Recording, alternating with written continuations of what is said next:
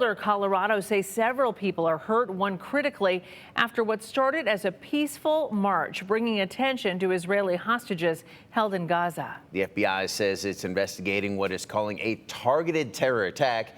A suspect is in custody after police say they got reports of a man with a weapon setting people on fire. NBC's Alice Barr has the latest on what happened there from Washington, D.C. This morning, a painful recovery for 8 victims and an entire community after investigators say a man used a makeshift flamethrower and shouted "Free Palestine" during an attack in Boulder, Colorado, on a march calling for the return of Israeli hostages still held in Gaza. It is clear that this is a targeted act of violence, and the FBI is investigating this as an act of terrorism.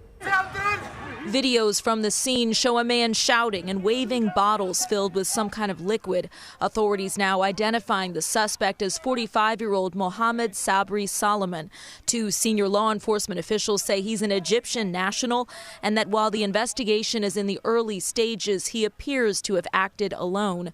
Police arrested him at the scene. And they immediately ran into a chaotic situation where a man was throwing Molotov cocktails and using other devices to hurt people.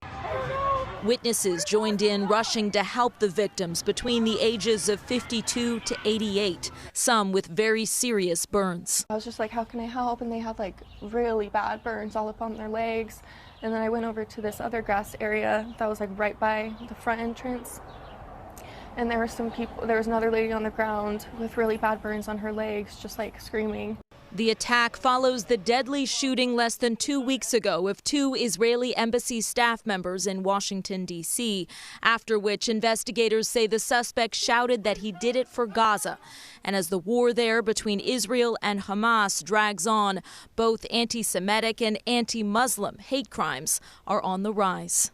In Washington, Alice Barr, NBC News.